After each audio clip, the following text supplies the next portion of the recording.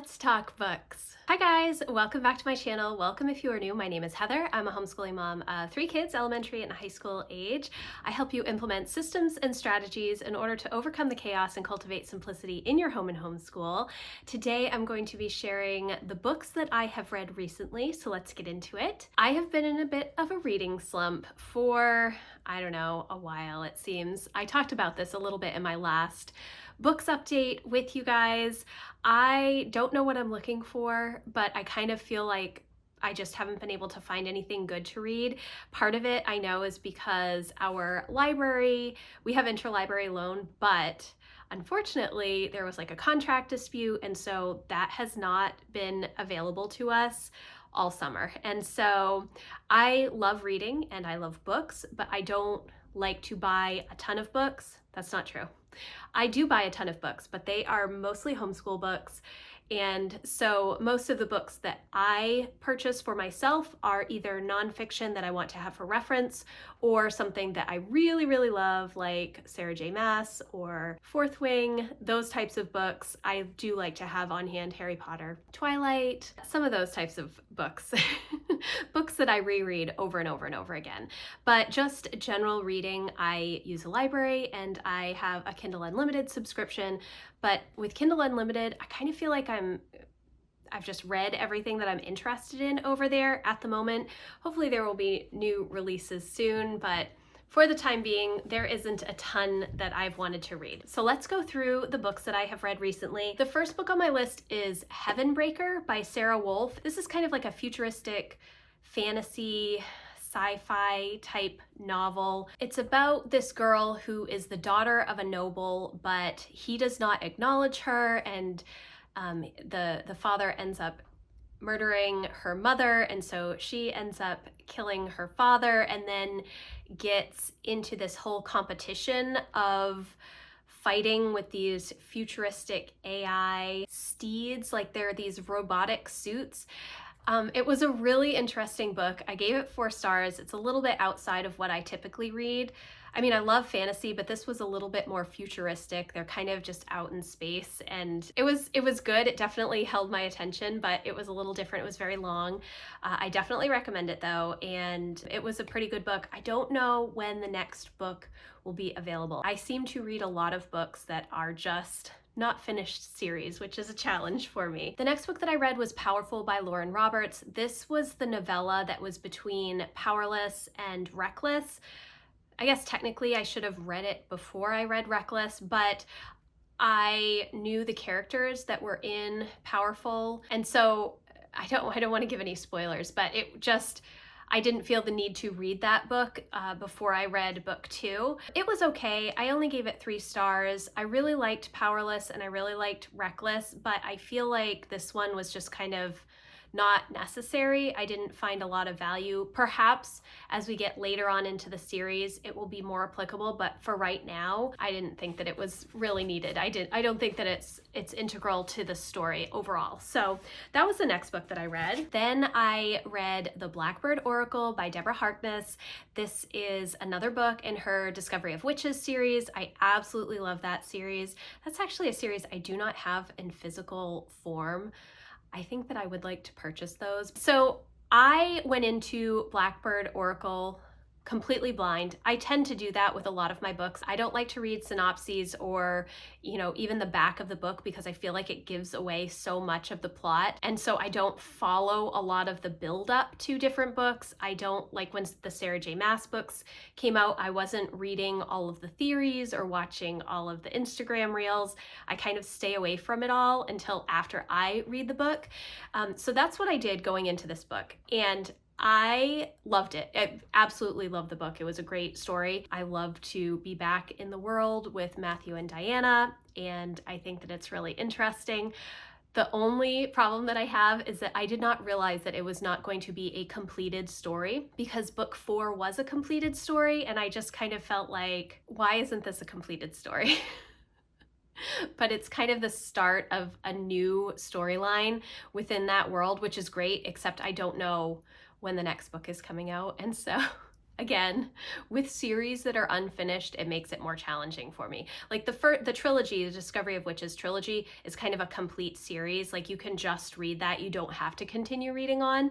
But now this is kind of the start of a new story. So I was kind of like, oh, I don't know when I'm going to be able to find out more, but it was a great book and I gave it 5 stars. After I finished The Blackbird Oracle, I did not know what to read at all, and so I reread The 7-Year Slip, which is by Ashley Poston, and I read that for the first time, I think in January or February, and loved the book.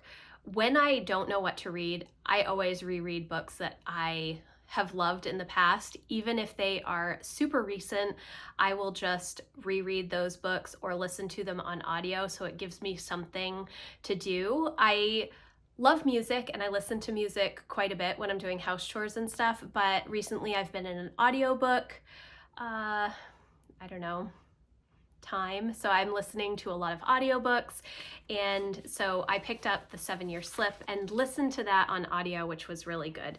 5 stars. Definitely recommend that. If you've not read it, it is really interesting. It's about this girl whose aunt passes away and leaves her this apartment, and the apartment will transport you back 7 years sometimes, randomly. There is no rhyme or reason as to why it happens. It just sometimes happens. And it's all about the story of this girl who goes back in time 7 years and meets this guy and their whole relationship and what develops between the past and the present. Such a good book. It was such an interesting read to me. Definitely recommend it. The next book that I have is Hopeless by Elsie Silver, and that's like a small town romance. A girl from the wrong side of the tracks meeting up with the town's golden boy, and they make a bet saying that her reputation will not improve if she is dating him, and so it's like this fake dating thing. It's really good. I definitely enjoyed it. Really good. Then the next one that I read was Play Along, which is a sports romance about this girl who is the first woman athletic trainer in this professional baseball team and how that all plays out. And I liked this book. I was a little irritated with some of the characters, but overall, I thought it was a good book. That's by Liz Tomford, and I gave that 4 stars. The next book that I read was Culty by Mariana Zapata. It is a sports romance. It's soccer. It's slow burn. It's really, really long. I love all of her books. The Wall of Winnipeg and Me. So Mariana Zapata writes really, really long, slow burn romances, and they are so good. This one is a reread for me. I gave it 5 stars. Again, it was a reread because I just didn't know what else to read. The next book that I read was Hope for Your Homeschool by September McCarthy, and this is about her entire journey of homeschooling from the beginning all the way through graduating her kids. And so I thought it sounded really good. It's new. I think it just came out. So this book just came out recently, and I have been looking for more homeschool, high school, memoir-ish books. Emma, if you watch any of my homeschool videos, you'll know my oldest is in her last technical year of high school. She only needs an English credit to graduate. She's doing a full load this year.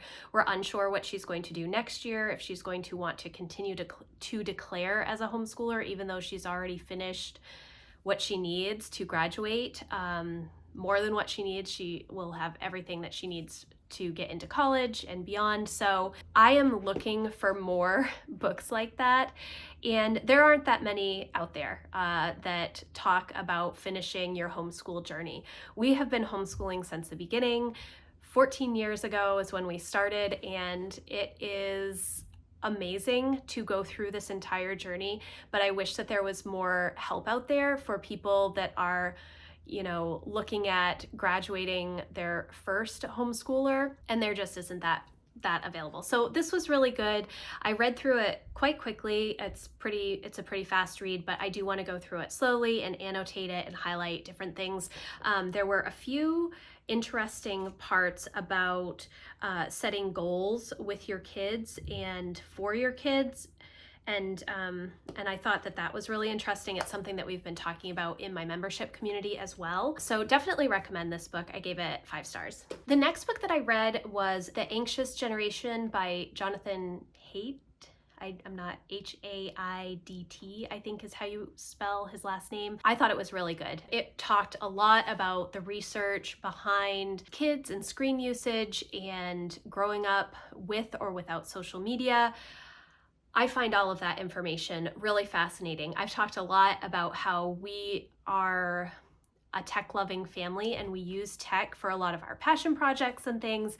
And sometimes I feel like these types of books are not speaking to me because I have a lot of rules in place surrounding technology. We don't do a lot of just sitting and scrolling on social media. My kids don't have any social media. My oldest is the only one who has a cell phone at the moment. And I've always been of the mindset, even for myself, to create before you consume and create more than you consume. So the way that we've treated that over the years is, for instance, my son loves video games. And so when he was younger, we would not just let him play Nintendo all the time, although my mom did let me play Nintendo quite a bit. My brother did not let me play as much, but but it was a little bit different back then with video games and such. But so what we've done is, if he creates a video game using coding, using Scratch, some other sort of program, working in some sort of creative capacity, then he can play the game that he creates. But we don't just say, okay, unlimited game play all the time.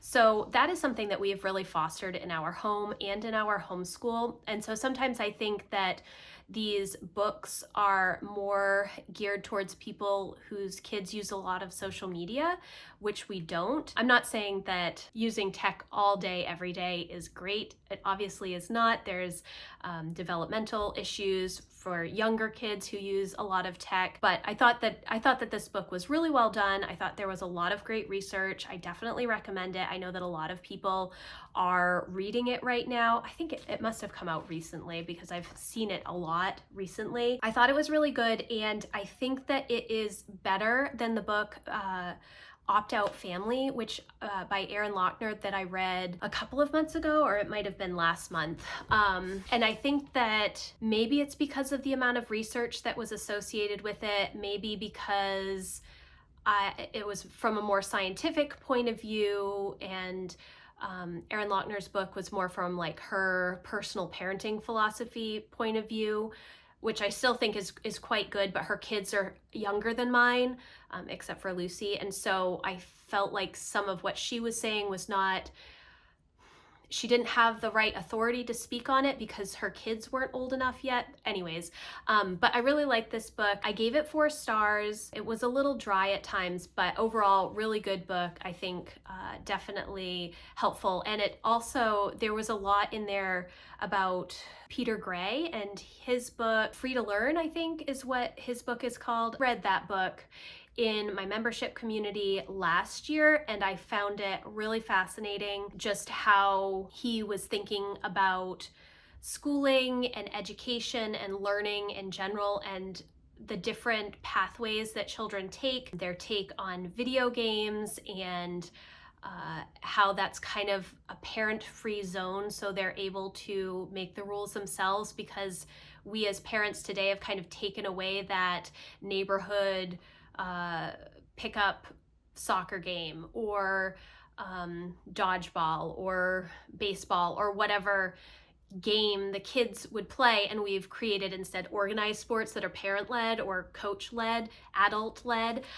So they turn to video games often because that's one of the places where parents aren't really involved. Yes, you can tell your kids how much time they can be on video games, but you can't really tell them how to play the video games, if that makes sense.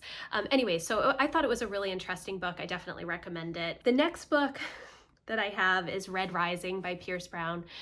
I gave this book 3 stars. It was a slog for me to get through, and it took me a couple of months because I just did not want to read it. And in retrospect, I should have just DNF'd it.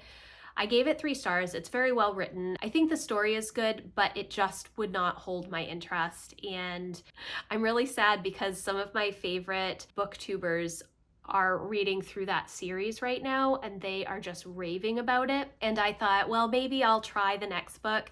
But it was so hard for me to get through the first book. I just don't think that it's a series for me. If you kind of like that dystopian type of novel, this might be for you. I love dystopian literature, so I was kind of surprised that I didn't like this. There were some very graphic scenes in the beginning of the book that were just, it was really not great for me. But anyways, I gave that book 3 stars. I will not be continuing with the series, but I know a lot of people love that series, so you might want to try it. And I was actually reading this book trying to figure out if I wanted Jack to read it because we're doing a lot of dystopian literature this year. I might let him try it, but I'm not sure that he is really going to enjoy it. So we'll see. We'll see. Although he's reading Robinson Crusoe right now and does not like it at all. So maybe he would want to switch to this. Okay, the next book that I read was 10 Habits of Happy Mothers by Meg Meeker. I gave this 3 stars. I thought it was okay. I mean, some of it was kind of common sense to me.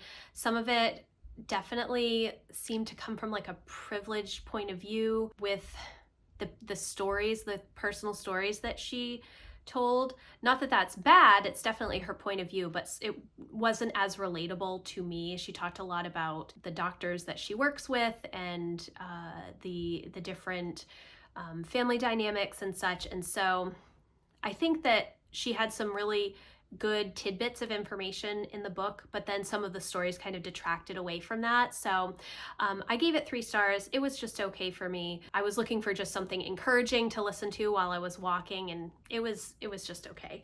And then the last book that I read was Made for People by Justin Whitmore Early, and I gave this book 4 stars. I liked this book, all about having covenant relationships and having relationships with a variety of people and having, you know, your small group and then more acquaintance types and how to live in community. I did really like it. However, I thought some of the examples and the steps that he has taken were very unrealistic. If you're just starting out looking for that type of community, I think there was a lot of good in here. So I definitely do recommend the book, but just know that some of the steps that he has taken to build this community are a little unrealistic, in my opinion. Now, am I just being harsh? That's possible, but essentially he did talk a lot about about buying a plot of land with a group of friends. He talked about all of his friends moving to the same town together, and it was a little, almost a little too idyllic for me, but overall it was a good book, and I thought that the information that he shared about having this type of community was very helpful, and there were definitely some ideas that I took from this that I do want to hopefully incorporate into some of my own relationships and community, and potentially things that I will work on